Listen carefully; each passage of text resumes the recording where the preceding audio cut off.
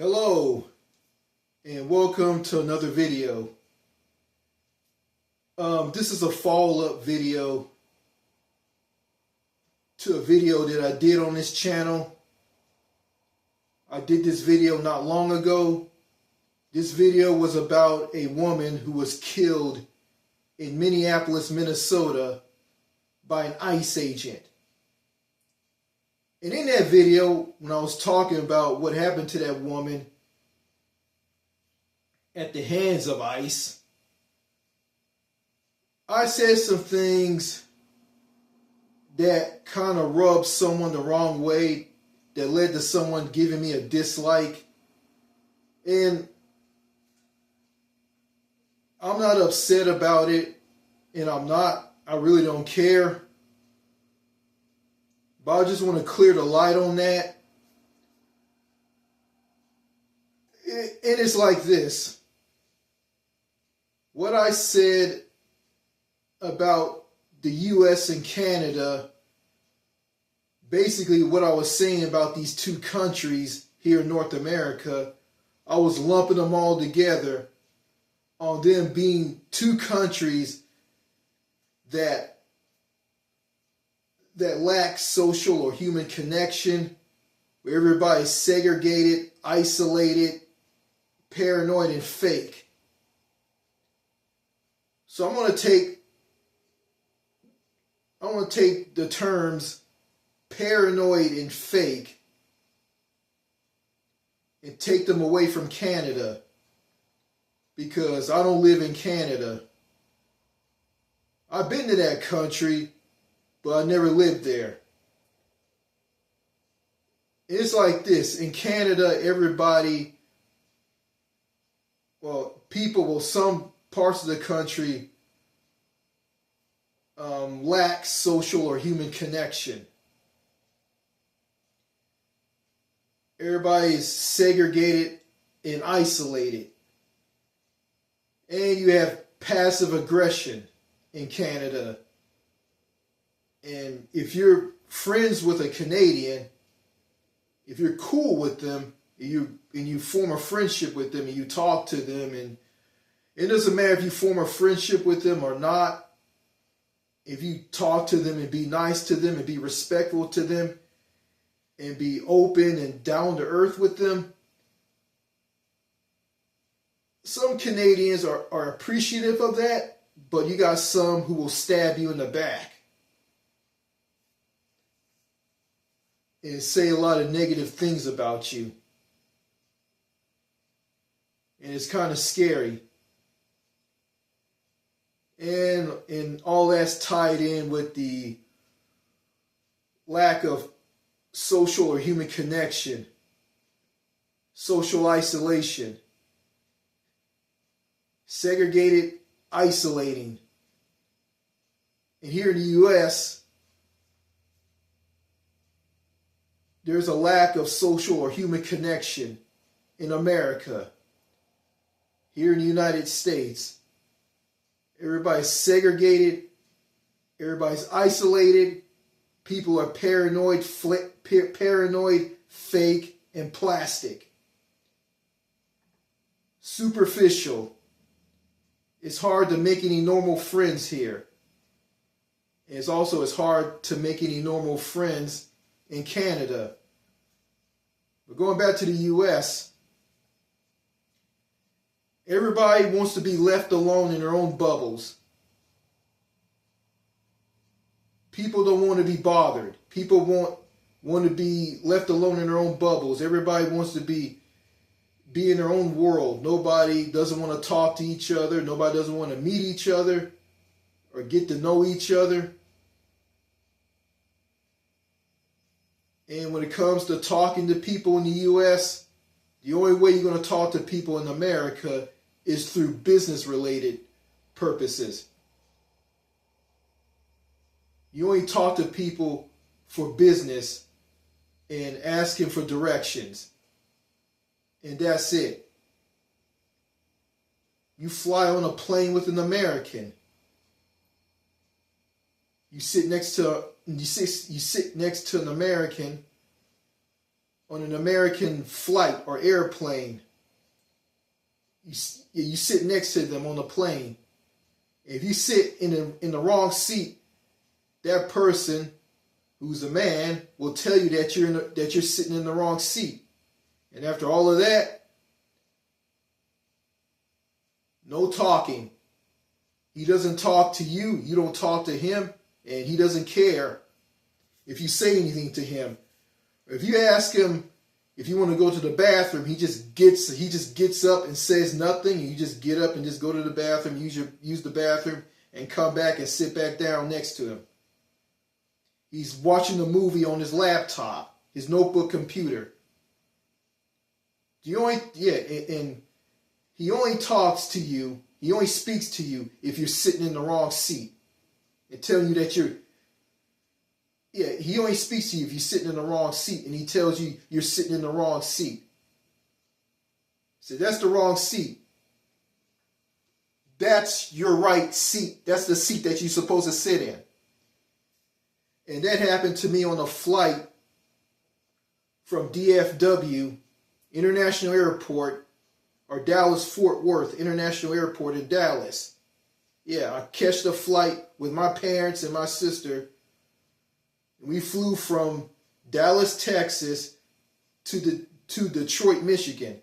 And when I got on that flight, I looked at my boarding pass to find which seat that I was supposed to sit in. So I found my seat, and I went and sat next to the window. It was a guy.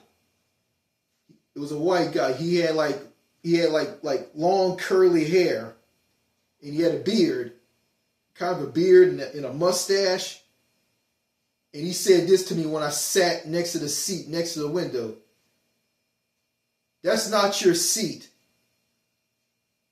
Your seat is over there. Meaning that the seat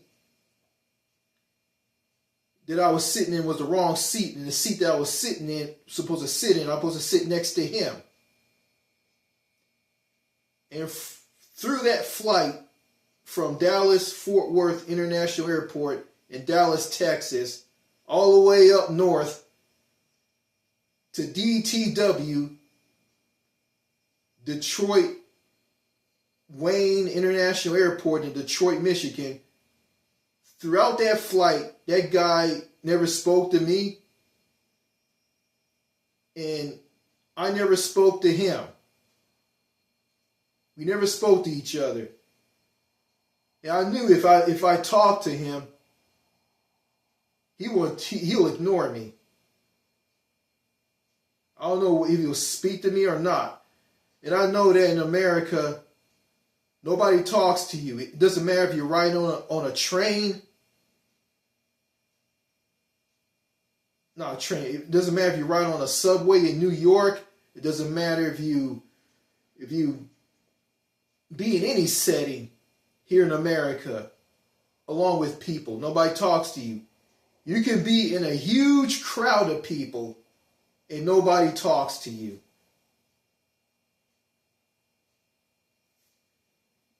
And social isolation is like smoking.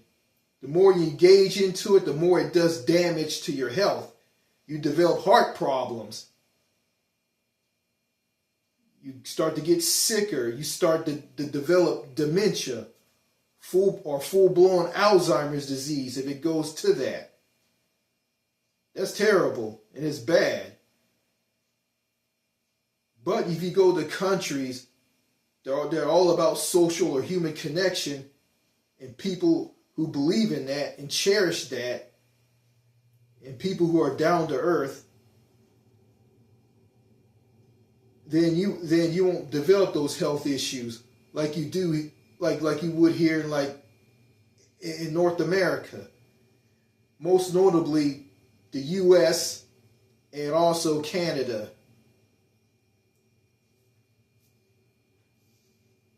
Yeah, and I noticed while I was on a flight that flew from China to back here in the U.S., I was sitting next to an old lady.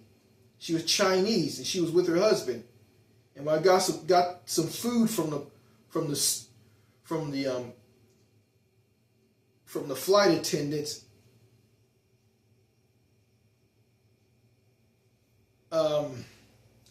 I got some of this food. It was tofu, and that's what I wanted. I asked for tofu. I got the tofu. That's food from China. I was eating it. I ate a little bit of it. And it was okay. I couldn't eat because I was grossed out by what that Chinese woman was doing. And I'm not going to go into that. It was disgusting what she was doing. That grossed me out. That made me not want to eat anything on that plane. Or eat any food on that plane. So she turned to me and said this to me. What's wrong? You didn't want to eat anything? And I didn't get, and she was nice and she cared about me and she wanted me to eat something. She saw that I didn't want to eat anything, not eat something. She saw that I didn't want to eat anything. And she asked me, you don't want to eat anything? And I just shook my head. I didn't want to say anything to her. And I should speak to somebody, and I couldn't do that. Yeah, I didn't get any of that from that guy on that flight from DFW in Dallas to DTW in Detroit. He didn't care. All he cared about, he's just looking at his laptop and looking at a movie. He just ignored me, just completely ignored me. I'm just sitting in the same seat with him. He never spoke to me. Also on that plane from China back here to the U.S., I noticed a guy pulled out a pillow and he asked me, does this belong to you? I said, yeah, that belongs to me. Thank you. And I can tell you why. In the United States or I'm going to say America or the United States, I'm going to say the U.S. Here in the U.S., it's all about individualism, self-reliance. Don't need no help from anybody. Personal space, freedom. I don't want to be bothered. I don't want to talk to you. And being independent and working for independent goals, shooting for independent goals and personal growth and personal space and keep away from me and don't stand too close behind me and mind your own business. You mind your business, you mind your own business, I'll mind my own business. In China, it's not like that, or the People's Republic of China. People are like a unit. People care about each other.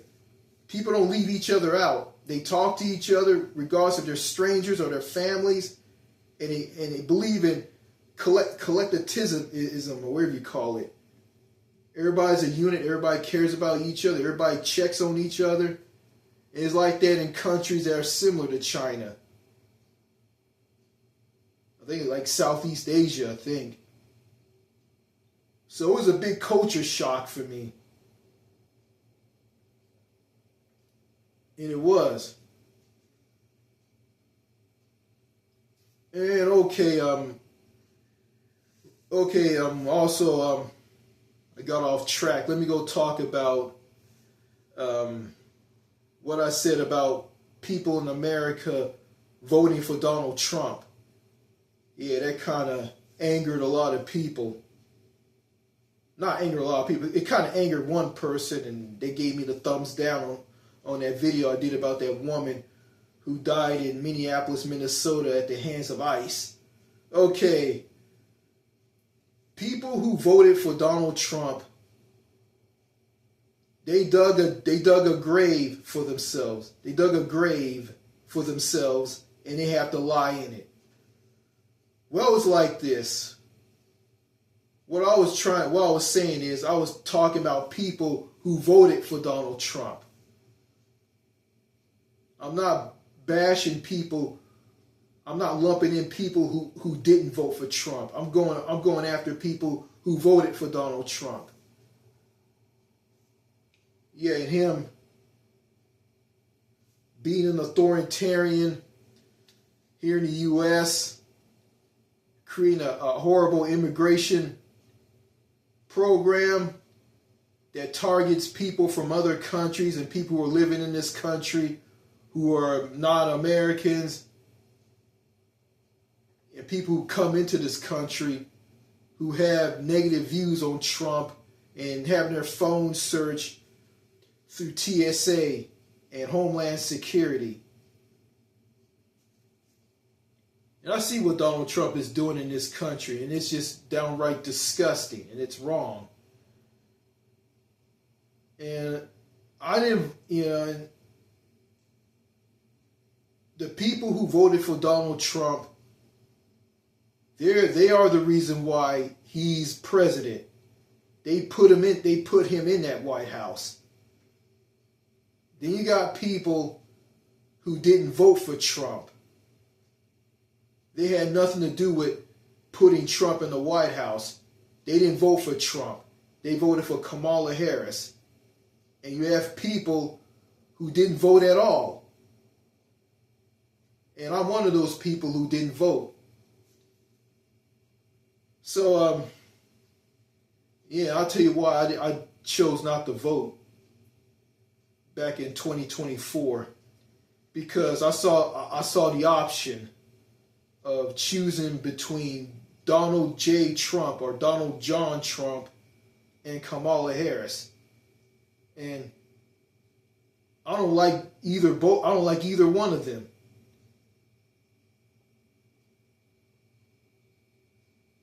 Yeah. Donald Trump is all about being a dictator and making rich people richer.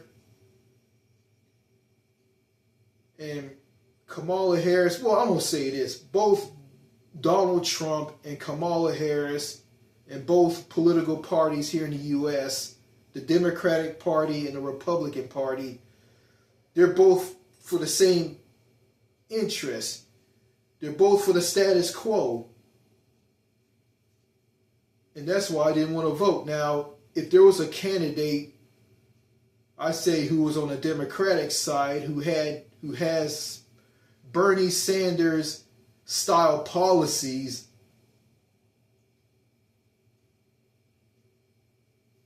and views on the U.S., I'm gonna focus on his policies. If you have a Bernie Sanders like candidate who has progressive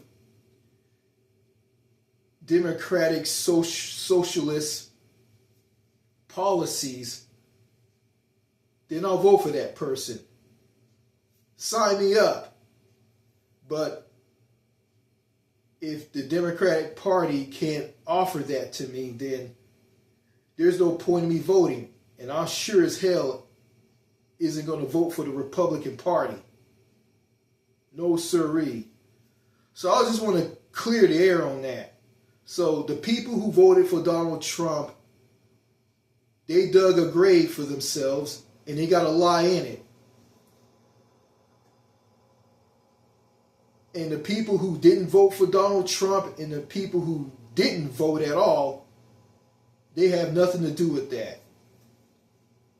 So just want to clear the air on that. Don't want to lump everybody in the same boat.